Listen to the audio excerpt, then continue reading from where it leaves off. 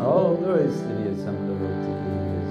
All glories to the assembled devotees. All glories to the assembled devotees. All glories to Shri Guru and Shri Gauranga.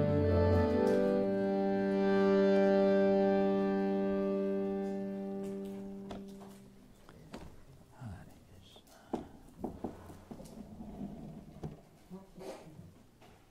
Krishna.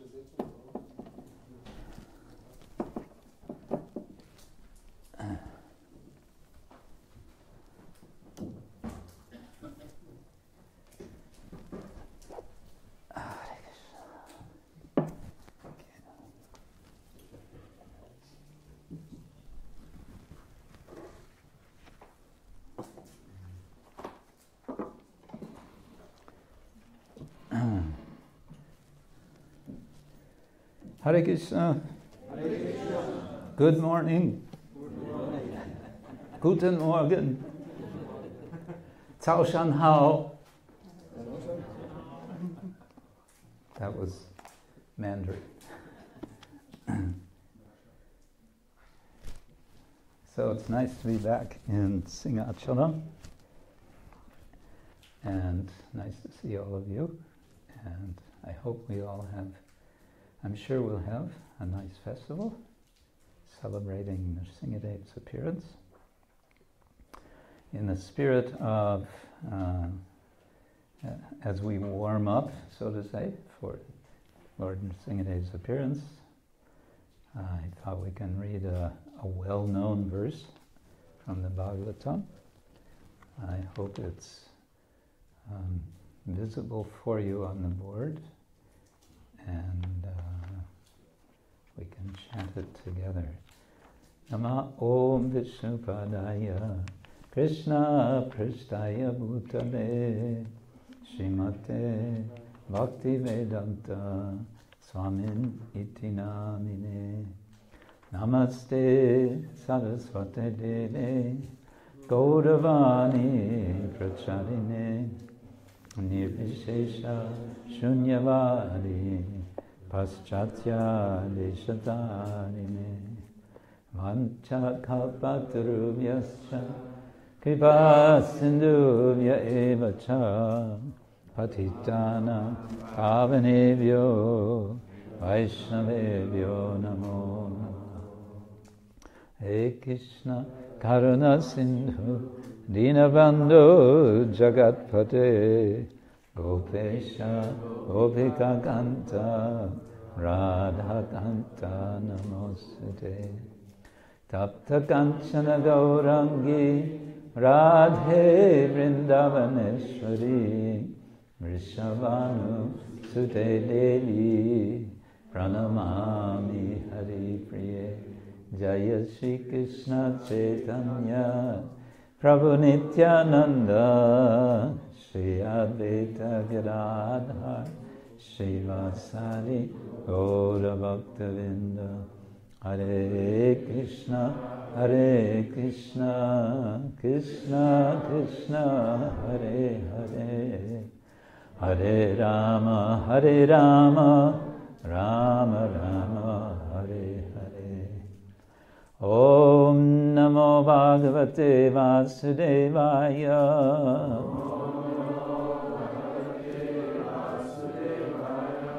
Om Namo Bhagavate Vasudevaya.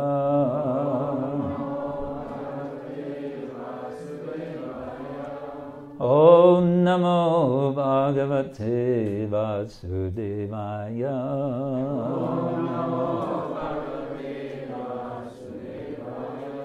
Narayanam Namaskritya Naram Chaiva Narottamam Deving Saraswating Vyasam Tato Jayamudiraye Nashta Prayesha Vabhadreshu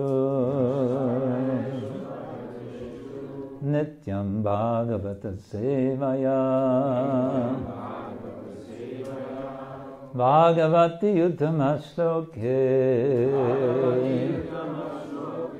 Bhaktir Bhavati Naistiki.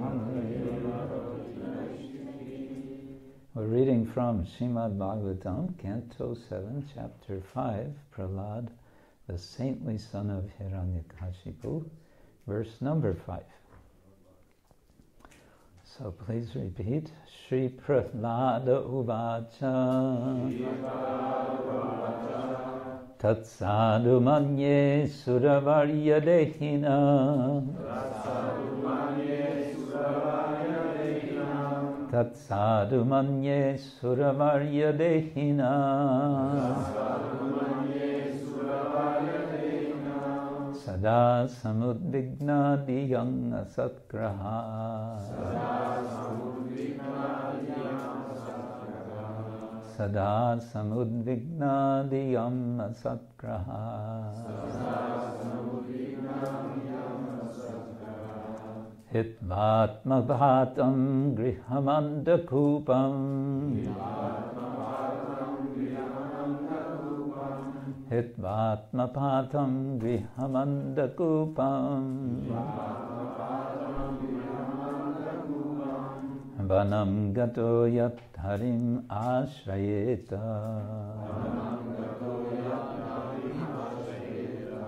vanaṁ gato dharim āśrayeta.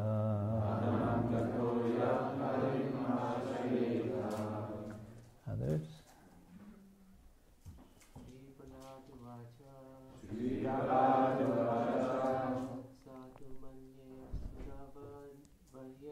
hitvātma-pātaṁ andha-kūpam vanaṁ dharim āśrayeta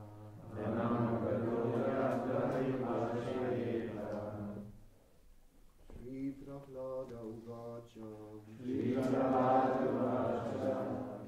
sādhu manye sura-varya dehinām sadā samudvigna-dhiyām asad-grahāt samudvigna-dhiyām asad-grahāt hitvātma-pātaṁ gṛham andha-kūpam hitvātma-pātaṁ gṛham andha-kūpam vanaṁ gato dharim āśrayeta vanaṁ gato dharim āśrayeta. Ladies? Śrī-prahlāda uvāca. Sādhu manye sura-varya dehinām. Sādhu manye sura-varya dehinām. sadā samudvigna-dhiyām asad-grahāt ātma-pātam gṛham andha-kūpam. Prahlāda Mahārāja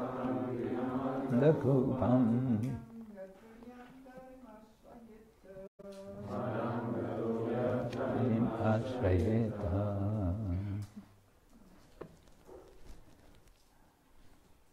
One more, lady. Śrī-prahlāda uvāca.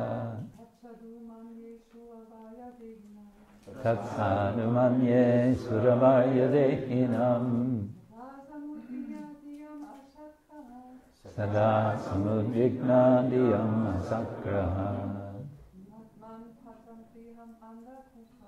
hitvātma-pātaṁ gṛham andha-kūpam.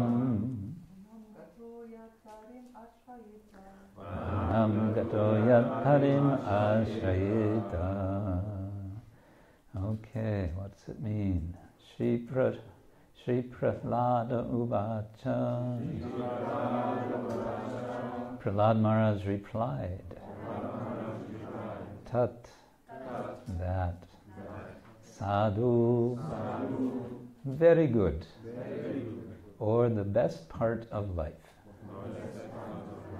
Manye, I think. Asura-varya,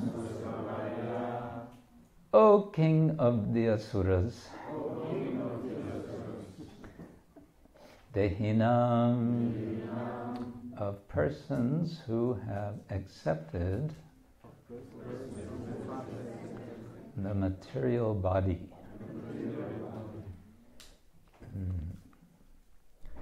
Sadā, always. Samudvigna, full of anxieties. Dhiyām, whose intelligence. Asat-grahāt, because of accepting the temporary body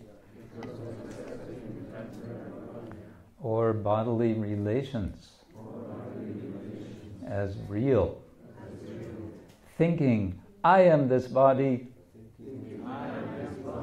and everything belonging to this body is mine. Hitva, giving up. Ātma-pātam,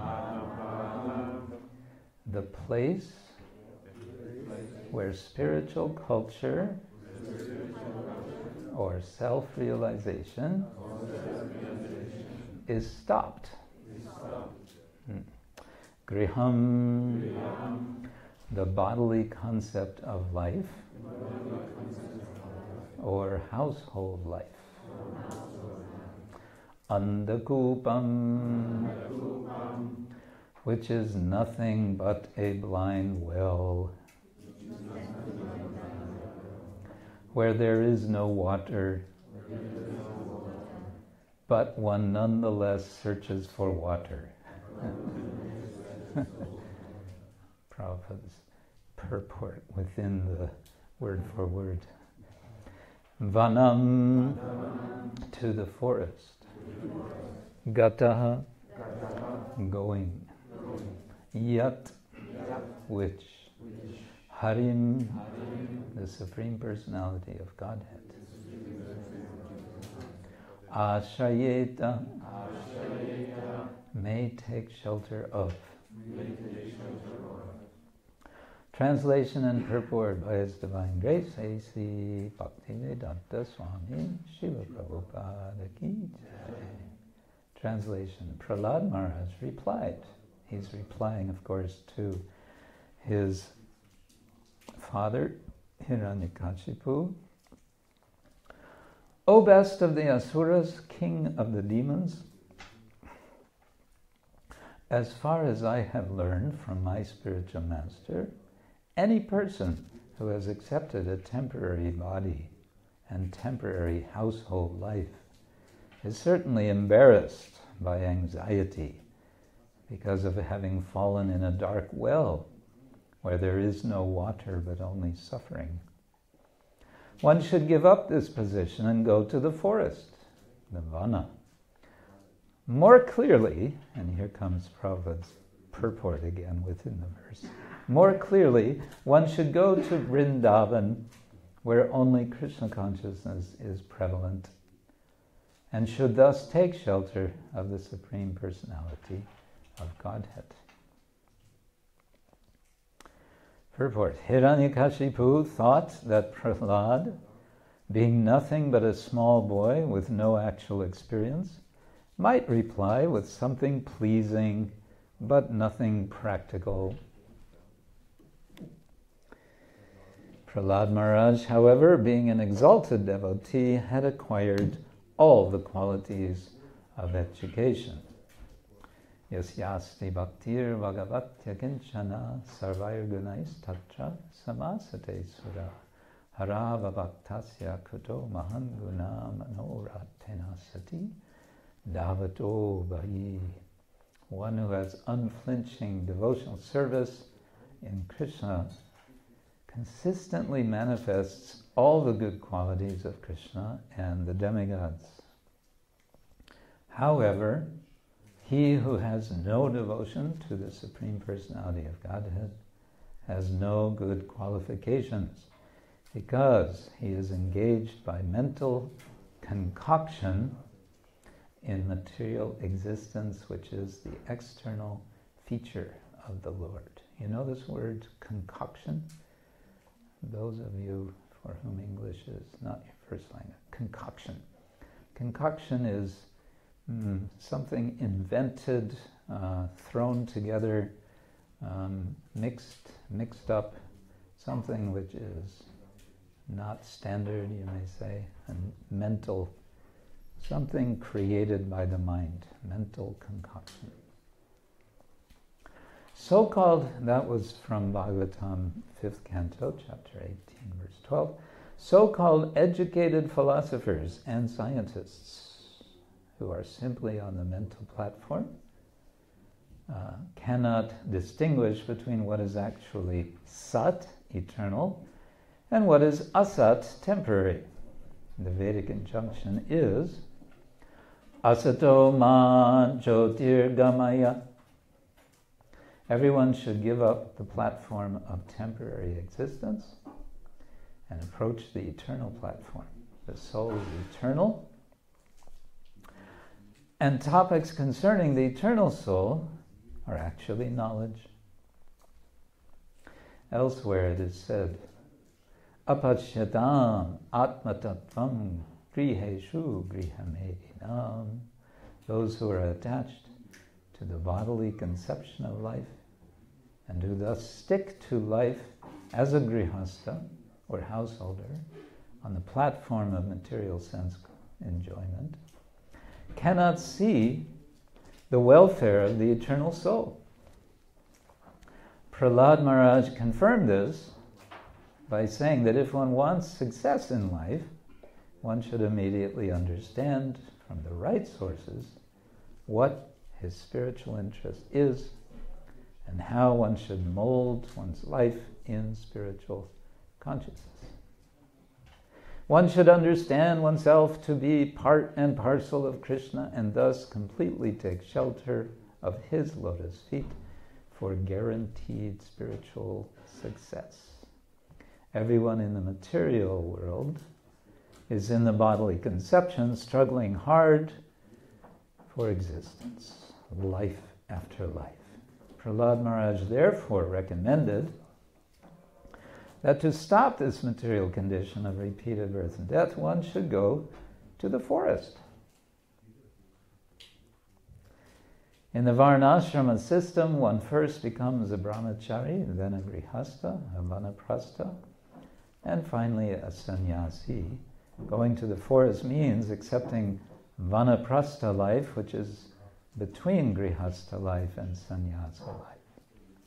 As confirmed in Vishnu Purana, varnashrama charavata purushena para puman vishnur aradyate panta nanyat tatosha darshanam. By accepting the institution of varna and ashrama, one can very easily elevate oneself to the platform of worshipping Vishnu, the Supreme Personality of Godhead. Otherwise, if one remains in the bodily conception, one must rot within this material world. You know the word rot? To rot. Everybody knows what rot. Rot like a rotten apple. So to rot. Very interesting, nice expression Prabhupada would sometimes say. To rot within this material world. And his life will be a failure. Society must have divisions of Brahmana, Kshatriya, Vaishya, and Shudra, and for spiritual advancement one must gradually develop as a brahmachari, grihasta, vanaprastha, and sannyasi.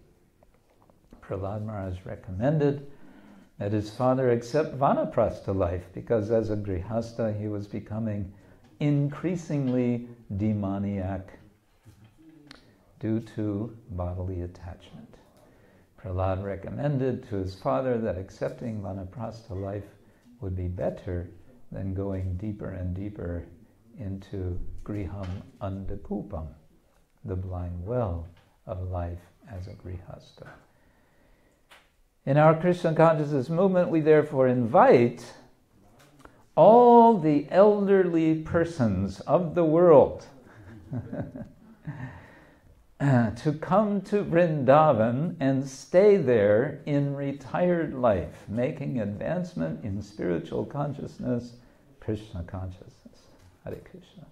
So ends Srila Prabhupada's purport to this verse. Tat sādhu manye sura-varya dehinām sadā samudvigna-dhiyām asat-grahāt hitvātma-pātaṁ gṛham andha-kūpam vanaṁ gato dharim āśrayeta. Prahlāda Mahārāja replied, O best of the asuras, king of the demons, as far as I've learned from my spiritual master, any person who has accepted a temporary body and temporary household life is certainly embarrassed by anxiety because of having fallen in a dark well where there's no water but only suffering. One should give up this position and go to the forest. More clearly, one should go to Vrindavan where only Krishna consciousness is prevalent and should thus take shelter of the Supreme Personality of Godhead.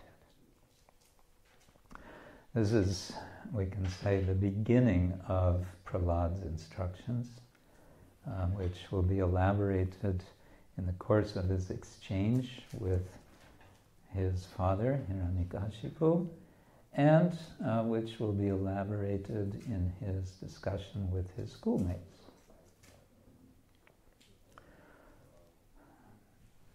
Hiranyakashipu has asked what we might call a somewhat innocent question.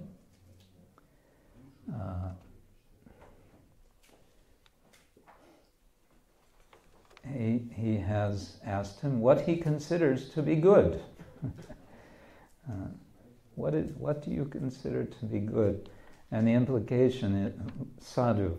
And the implication is that he's asking what has he learned from his teachers.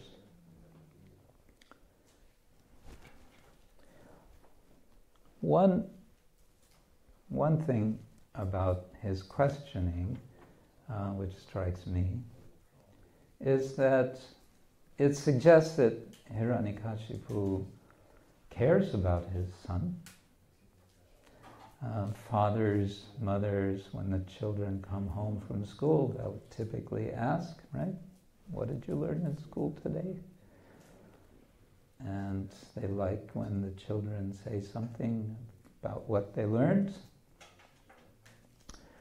So we can say in this regard that Hiranyakashipu is a typical father, and he seems to have, at this stage, he seems to care for his son.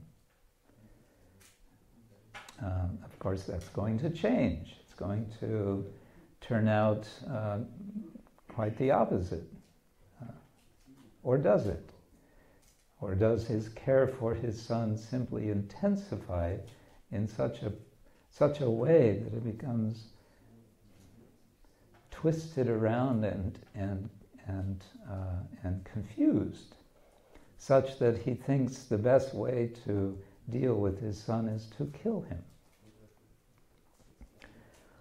Well, one thing we may say is that in the course of his exchanges, his, dare I say, dialogue with his son, he's going to reach a point where, in effect, he sees Prahlāda as an outsider, as an enemy. Rather than his dear son, he's going to perceive him as an enemy. And he's going to therefore want to, in effect, outcast him. He wants to throw him out because he sees him as a danger, right? He sees him as an opponent. His perception is that he is an opponent. Now this is interesting, it seems to me, because Hiranyakashipu himself is, we may say, an outcast. Where has he been cast out from? He's been cast out of the most desirable place to be. He's been cast out of Vaikuntha, along with his brother. And because of his being outcast from Vaikuntha, he finds himself in this very unfortunate state of mind of being an asura, and indeed as being asura-varya, best of the demons, as Prahlāda somewhat ironically addresses him. Oh, best of the demons. In some sense, he is the best of the demons, isn't he? Or is he the worst of the demons? Or is he both?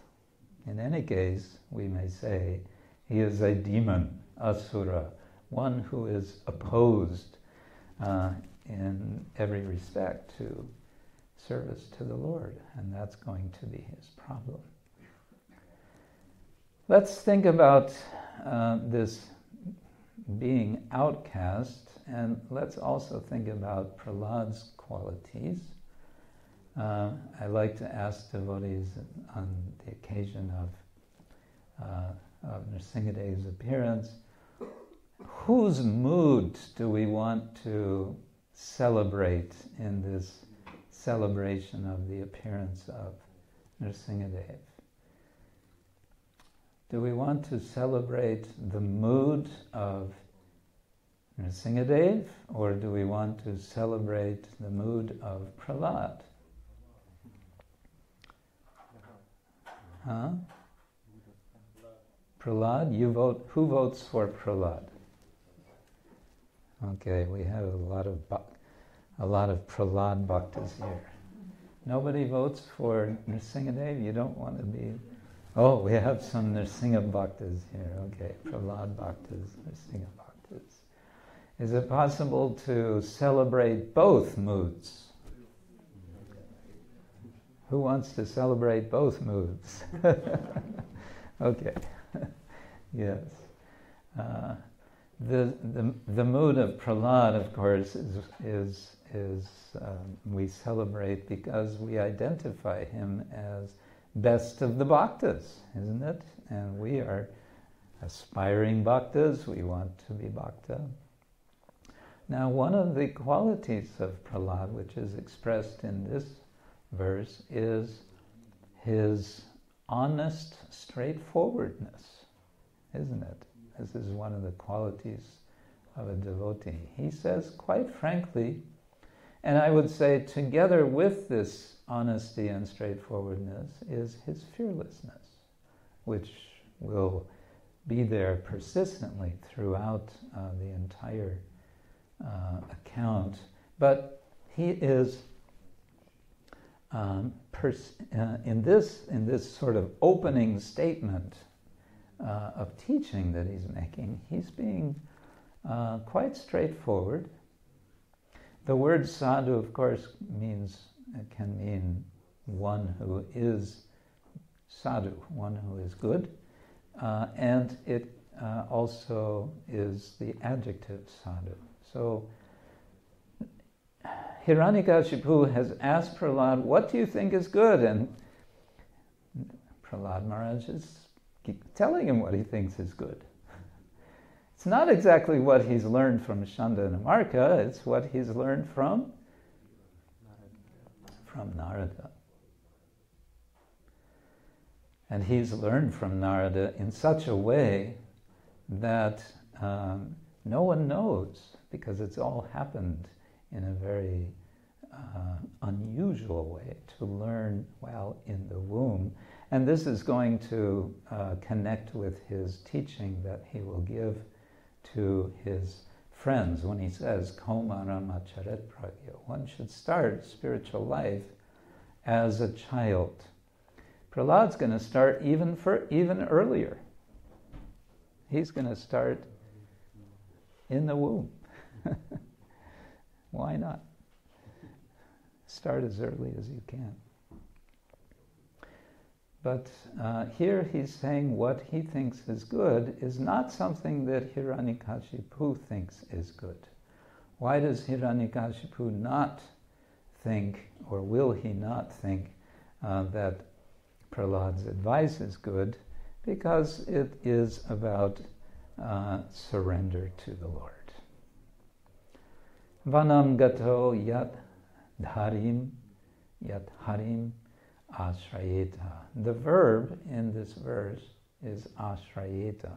And this verb, technicality here, it's in what's called the optative case, which means it is a sort of injunction. Injunction, you know the word injunction? No, an injunction. What's an injunction? Hinweis. Richtlinie, yeah. It's something you should do if you want some result. That's the optative case. So Prahlāda is suggesting, Prabhupada in his word for word in the last āśrayeta, he says, may take shelter of. One may take shelter of the Lord. Or the same word can also be translated, one should take shelter of the Lord. Or, even a little stronger, you can say, one must take shelter of the Lord. But the must is still conditional. If you want perfection, if you want to become free, if we want to become free from samudvigna-dhiyām, from the consciousness, the the intelligence, the mentality of samudvigna, of anxieties, then what to do? Take shelter of the Lord. This, of course, we know, and yet we want to always ask ourselves, do I know how to take shelter of the Lord? A few days ago in the news, I didn't read it directly, someone told me about this. There was an airplane accident, I think it was in America, and fortunately most of the passengers were saved. They could land and be saved. But something happened, and one of the windows of the airplane was broken. And when you're at high altitude, That means all of the air pressure in the airplane, it goes out. And it's a horrible thing. Apparently the lady sitting next to the window was taken at least partially out. But what happens, and also, is these what do you call them, air masks suddenly appear. And they always tell you, before you take a flight, they give you instruction on all the safety things. And one of the safety things is how to put on this air mask. And they always give a little demonstration. And if you fly a lot, as I fly a fair amount, some of us do, we've seen it so many times, we don't bother to look because we know. They always say, even if you know, you should watch because who knows. So apparently in this case, there was so much panic, hardly anyone knew how to put this air mask on. As simple as it is, you just take the elastic thing and you put it over your head and you put it over your... They always say, put it over your mouth and nose. Apparently most people were just putting it over their mouth because they were so mixed up. So, do we know how to take shelter of the Lord when the emergency comes? That is the question. Prahlāda is advising to his father something very nice, how to prepare. And the preparation he suggests is to go to the forest. It's funny, Prahlāda is, maybe 5 years old? Imagine your son, your 5-year-old son, advising you, my dear father, my dear mother, I think you should go to the forest.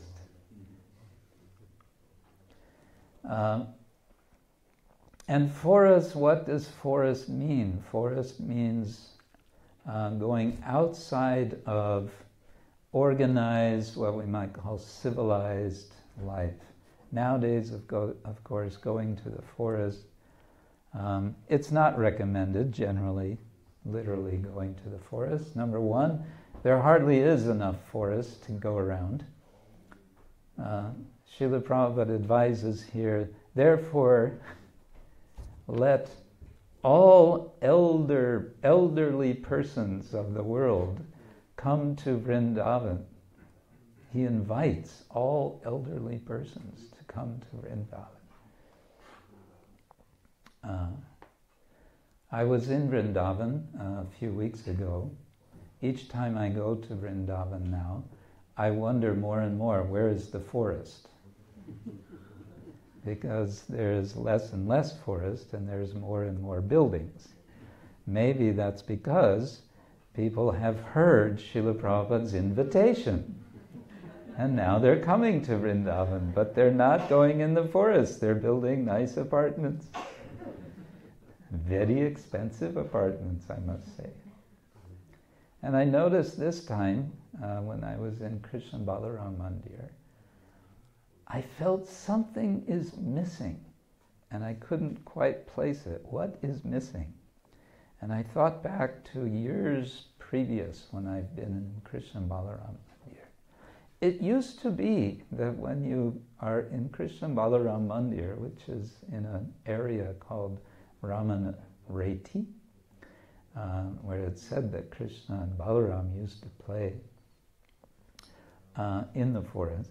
It used to be, some years back, if you were in the temple, now and then you could hear peacocks calling from the nearby forest. This time, I was there for several days, not one peacock have I heard. So the poor peacocks have had to also recede. Times have changed, and we may ask, so how do I follow Prahlāda Mahārāja's advice? He says, go to the forest, and Prabhupada in his purport not in its purport, in his in the verse. This is one of the verses where Srila Prabhupada takes a little bit of liberty with the translation from the Sanskrit. And he says, after it says one should give up this position and go to the forest, he says, more clearly, one should go to Vrindavan. I was thinking maybe this is Prabhupada giving us something from one of the commentaries of one of the acharyas. I was suspecting Vishwanath Chakravarti Thakur, but it seems not. This seems to be Srila Prabhupada's own addition. But what is he doing? He's making it clear. Speaking of Vishwanath Chakravarti Thakur, I think it's worth noting that we have to be a little careful when we consider this verse, not to take it as an opportunity for grihasta bashing. Sometimes that happens. The brahmacharis, they like to think, here it is. Prahlāda tells us, give up your home and go to the forest. But Vishwanath Chakravarti Thakur says, it's possible to leave one's home, but not leave the andha-kūpaṁ. What's andha-kūpaṁ? What does it mean? Blind well. And then Prabhupada also gives some purport here. He says it means a well without water. It's possible to leave. One may decide, okay, now, vanaprastha, I'm going to go to the forest. I will be detached. But in fact, one is just taking a portable well with one. And what is that portable well? It's all the attachment that has been one's mentality, which one has played out in the course of one's life. So Vishwanath says, be careful, don't think I'll just externally do this act of renunciation and then I will be home free, so to say. But rather one has to go deep within to understand this giving up and going to the forest has to be substantial. In the purport, Prabhupada takes one of many opportunities to talk about the varna and ashrama system, and we often puzzle over this. And we sometimes want to take shelter of what may seem like the opposite position which Chaitanya Mahaprabhu takes when he prays before Lord Jagannath. You know the nice prayer. Naham vipro na chanarapatir, na pivaisho na shudro, naham varni, na chagriyapatir, no vanasto yatirva. Kintu prodya nikila paramananda purnam hritabder, gopi bhartu parakamalayor, dasa anudasaha. I'm not any of these different categories of members of Varnashrama. What am I? I'm just a servant of the Lord of the Gopis. That's what I am. So here I think it's nice to remember that the notion of dharma has two sides, two aspects. One is descriptive, one is normative. Descriptive means that which we are, whether we know it or not, and whether we're conscious of it or not, we are Gopi Bhartu Parakamalayor Dasa Dasana. We're always eternal servant of the servant of the servant of Krishna. That's what we are. So that's describing. When we speak of dharma normatively, then we are speaking of it in terms of what should we do so that we can realize our dharma, our eternal dharma. That is normative. It's a fancy word or prescriptive. It's what we should do. It's a prescription. Prahlāda in this verse is giving his dear father a prescription.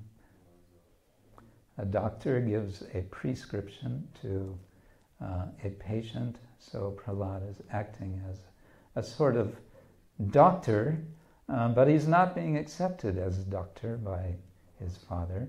Nonetheless, he's giving a good prescription, and that is to go toward renunciation, toward letting go. So that's very nice, and this we want to take for ourselves, certainly, to heart. It is certainly, however, a process. It's not something one does from one day to the next. I mentioned that that Hiranyakashipu is showing here some care for his son, but it seems to be a superficial care, and we might say it's a care only really for himself and his dynasty. He wants Prahlāda to be, we say in English, in sort of, or American slang, we say, spitting image. He wants, he wants Prahlāda to be just like himself. Parents typically want their children to be like mirror images of themselves. Why? Because this gives a sense of perpetual life. In fact, many traditions in the world, they have this notion, Chinese especially. Where do we get our eternality from? We get it from having children who will have children, and so on. And then the children will eventually worship us as ancestors. And that idea is also there in Indian Brahminical culture. Prahlāda is cared for, therefore, only superficially. He's not caring for Prahlāda as Prahlāda himself. Hiranyakashipu might have reacted differently from how he did, right? He might have said, well, what is his reaction? Initially, his reaction is to laugh. Oh, that's so charming. We're going to have to send you back to school and get you some better education. Apparently, your teachers are not taking care of you, are not teaching you well, or maybe you're not listening well. Although it's mentioned in a previous verse that, in fact, Prahlāda was listening attentively to his teachers, but he didn't like what his teachers were teaching. Why? He didn't like what they were teaching because it was because it was about politics and economics. Prabhupada says politics and economics. It was always about sva-para. It was always about us and them. This sense of I and mine extends to become us and them. And when there's us and them consciousness, you could call that politics. And Prahlāda doesn't like politics. Why? He just wants to see everyone equally. This is not a popular idea. Seeing everyone equally is not, it doesn't sell. Seeing difference, that is popular. That's what sells newspapers. That's what the newspapers encourage us to think. The media all encourages us to think in terms of us and them distinctions, politics. But what I want to say here is that Hiranyakashipu's care is at least an indication of one principle which is positive, which is involved in politics. What do I mean by that? What do I mean? I mean to say that there are what you could call moral foundations. They may be superficial, but at least there is a sense there of morality in politics. What do I mean by that? What I mean is that when people take different positions, I believe in this, the other one says, no, that's wrong, it should be like that. There is some conviction there, and the conviction is something good. It can be something good. So one of the bases of political life is care. People care for others. They may only care for their children and their family, but they are caring. So from that we can have the note, we can get a sense that there is something good. There's something good in Hiranyakashipu. There's something redeemable. You know this word, redeemable? In Hiranyakashipu. And this, we may see, is why Prahlāda cares about Hiranyakashipu. He cares for him. He's his father, and after all of this, confrontation and destruction is going to happen, and Nrsimhadev is going to appear and tear Hiranyakashipu apart. What is Prahlāda's concern going to be? His concern is going to be for his father. By now his father's safely gone, but he's still concerned about him. But another principle, another moral principle of politics is authority. If we reflect on the nature of authority, this is a discussion in itself we won't go into, but in every respect, in all areas of our lives, we experience different kinds of authority. We could say, starting with our parents. Now, what is the opposite of authority? We could say the opposite of authority is subversion. You know the word subversion? To subvert. To subvert authority is to act in such a way that authority is, here's another difficult word, undermined. It's threatened. So what is Prahlāda doing, especially when he speaks to his friends in school? He's subverting the authority of Chanda and Amarka, and indirectly, of course, he's subverting the authority of Hiranyakashipu, who has employed Chanda and Amarka. So this subversion of Prahlāda, we celebrate. In this case, he's not accepting the authority of Hiranyakashipu, but why not? Because he has a higher authority. Not a higher authority, he has the supreme authority. He accepts the supreme authority, and therefore he can give this advice to his father, vanaṁ gato yat dharim āśrayeta.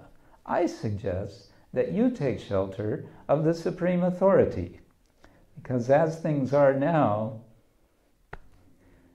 it's not going to be good. It's not going to be good for you. It's not going to be good for anybody else. So again, this is a kind of moral principle of politics. But now you're going to say, we don't have anything to do with politics. Right or wrong? devotees have nothing to do with politics. Who will take the I agree side and who will take the side I don't agree? I agree, we have nothing to do with politics. Nothing to do with politics. Nothing to do with politics? Anyone else? No? Who says we have some... Huh? The questions are very, very political. It's a political question. Who says we have something to do with politics? I see a lot of hesitant hands going up. I don't know what I'm getting myself into here when I'm saying I have something to do with politics. Prahlāda seems to want to say we have nothing to do with politics, right? When he says, I don't care about sva and para. I don't care about myself and others. And yet he seems to be right in the thick of politics. He cannot avoid it because his father is considering him to be the other who is the enemy. So as long as we're in this material world, having material bodies, we can't avoid it. So face it, accept it. There's going to be politics. And if you think, okay, that's all right, but when I take shelter of the Lord and go back home, back to Godhead, there will be no politics. Right? Wrong. There's the left-wing gopis and the right-wing gopis. And they'll have nothing to do with each other. Are we sure we want to take to this Krishna consciousness? Wherever we go, there's no getting away from politics. I don't know. Maybe we should become Brahmavadis after all. Hare Krishna. Well, since there's going to be politics, then we might want to see how to make the best of it. Srila Prabhupada said, make the best use of a bad bargain. Yeah. And that, you could say, is exactly what Prahlāda is doing.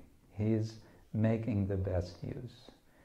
He is showing the best of care. He is showing the best of recognition of authority. And I won't go on. There's other categories of morality in politics that we could discuss. But that could be a whole seminar. I just want to end with a little advertisement. Tomorrow we're going to have a short seminar on the subject of politics. No. On the subject of, I call it dialogical Vaishnavism, and I need to clarify, this is not diabolical Vaishnavism, it's dialogical Vaishnavism. Dialogue. This is what Prahlāda is attempting to have with Hiranyakashipu.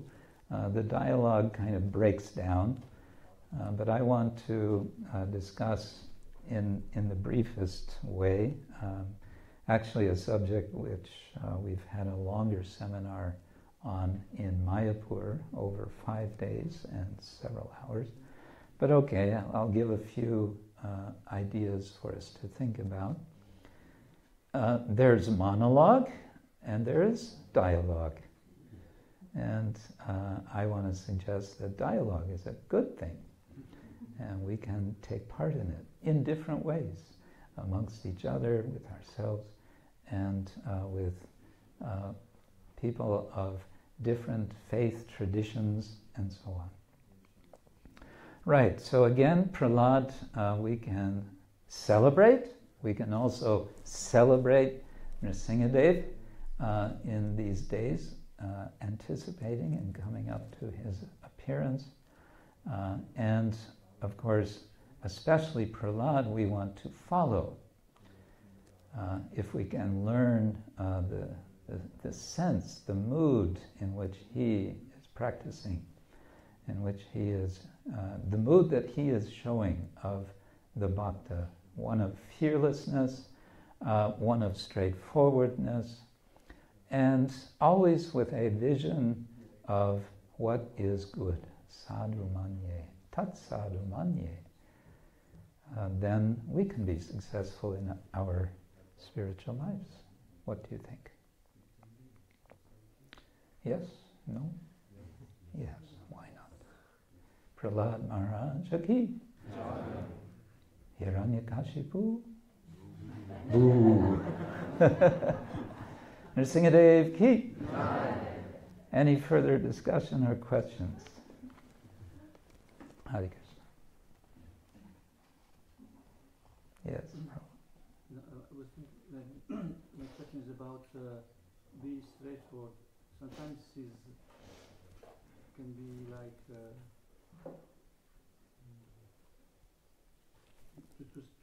say the truth to somebody. Sometimes it's difficult.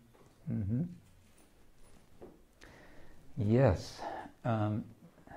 The injunction that Krishna gives us in the Gita, how does that verse begin?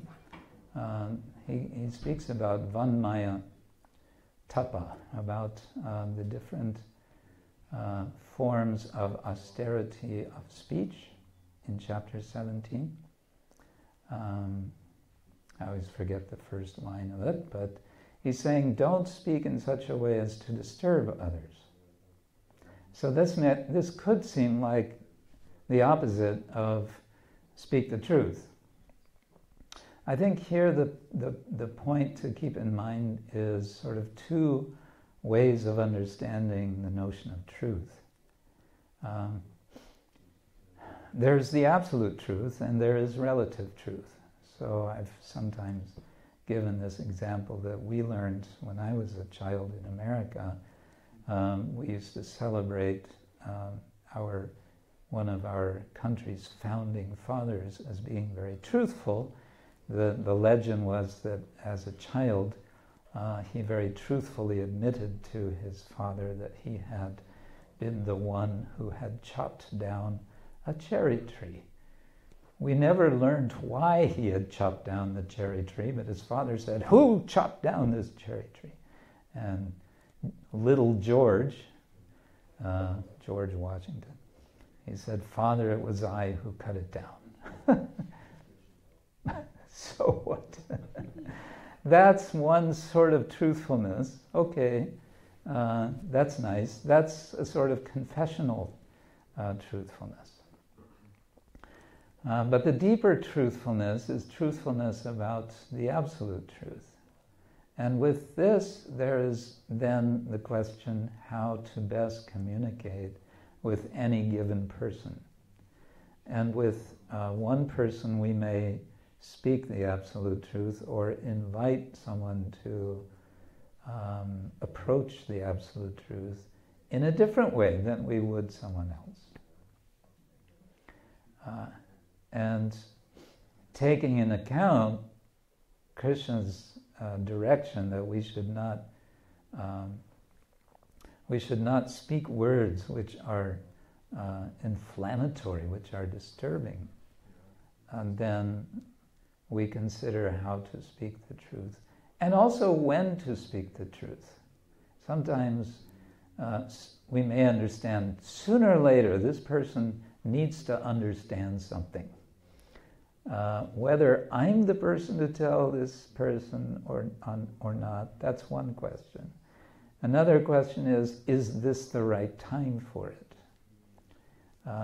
Is this the right circumstance for me to tell what I think needs to be told? And then again, how to tell? Is just speaking the best, or is there some other way? Is it better that I have someone else speak to this person? The general principle being, of course, to consider what will be the most beneficial for this person. If your genuine desire is to help someone, then that will come through. Even it may be disturbing initially. But if you can show that you really care for that person, then you can be successful in communicating. I would put it that way. In the case of Prahlāda, he decided best is just out with it. But actually, he doesn't speak in the second person here. He doesn't speak, Father, you should go to the forest.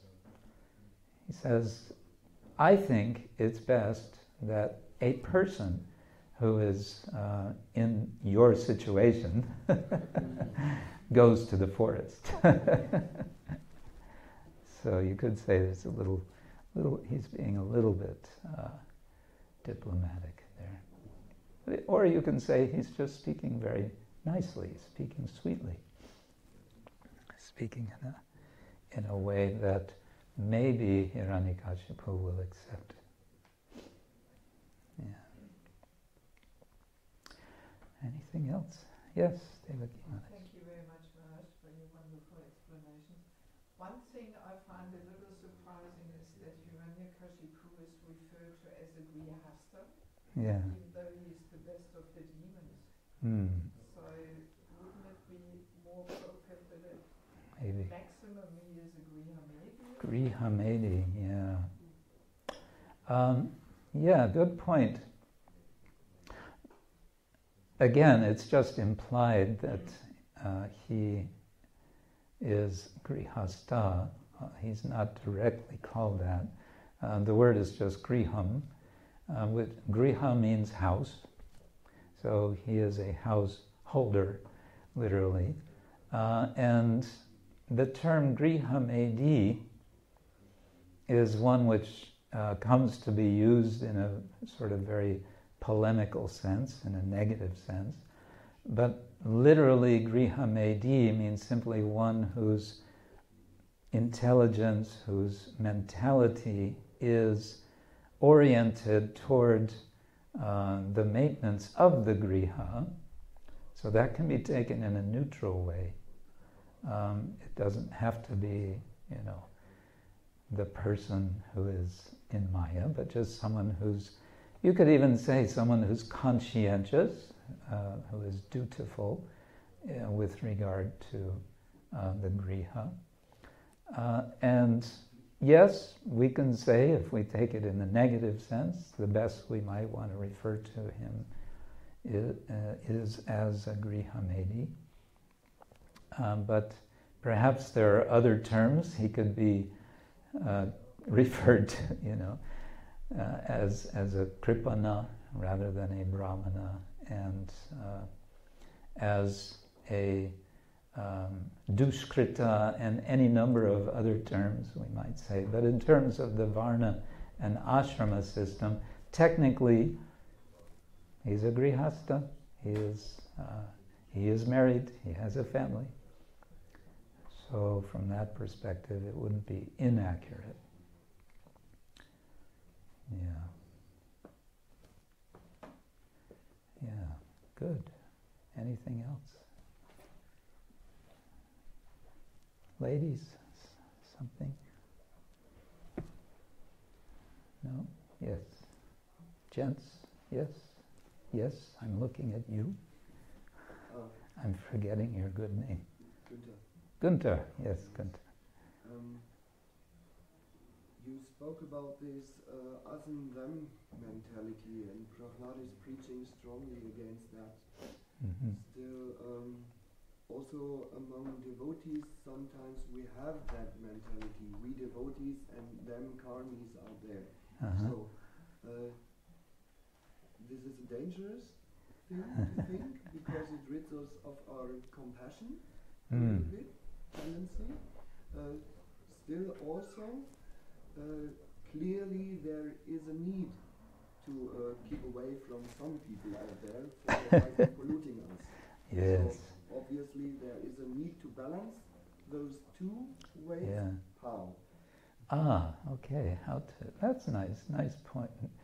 Yes, sometimes we want to emphasize the difference, and sometimes if we emphasize too much, we get ourselves in trouble. Good point. How to balance? Practice. Practice, and I would say go on with the internal practices and also the external practices. External in the sense we speak of outreach.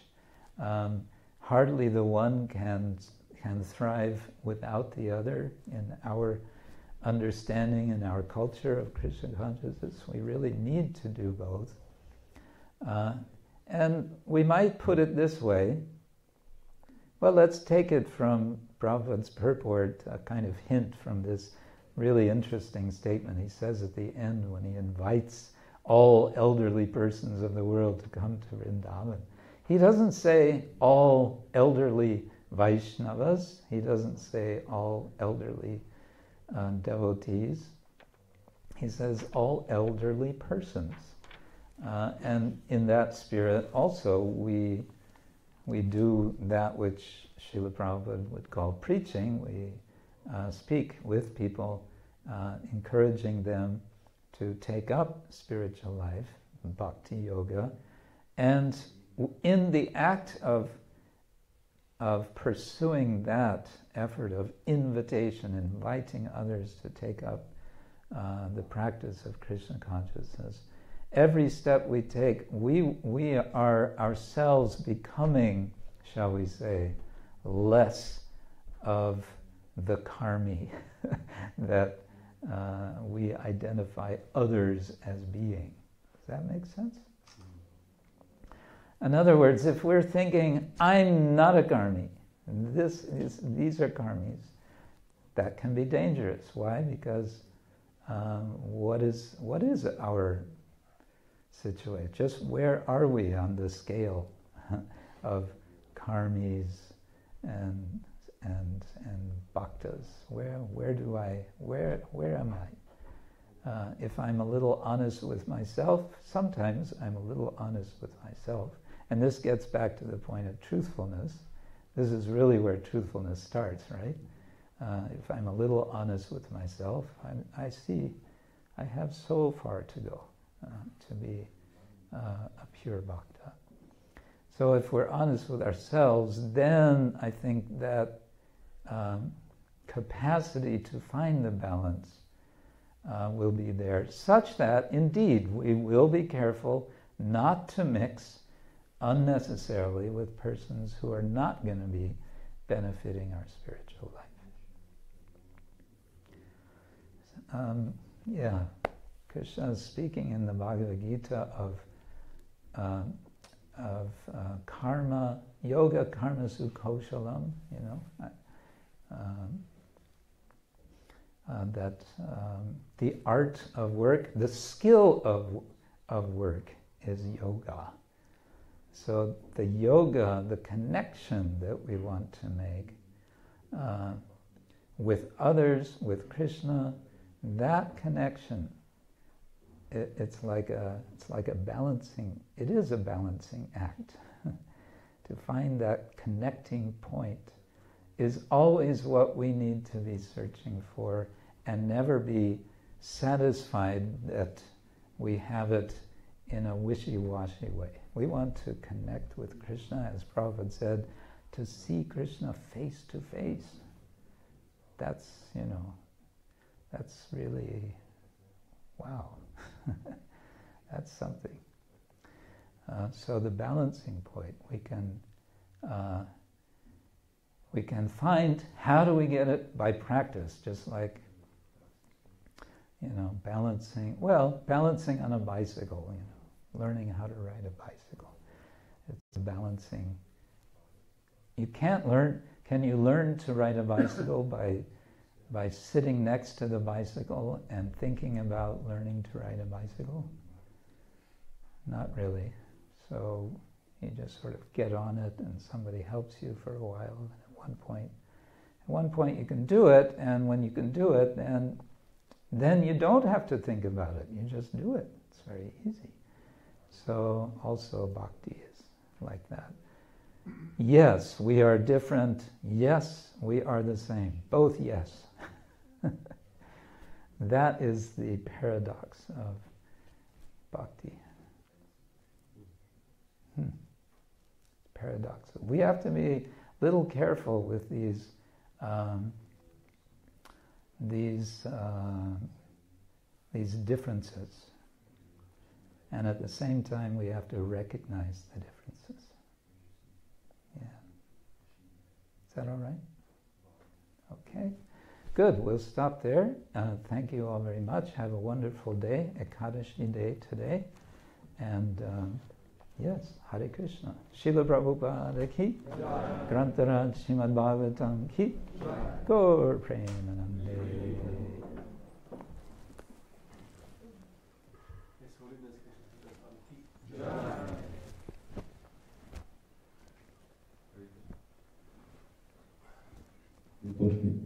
Hare Krishna, we will have breakfast here in the temple room, so we will prepare it to slowly move out and set up breakfast here for you at 9:30.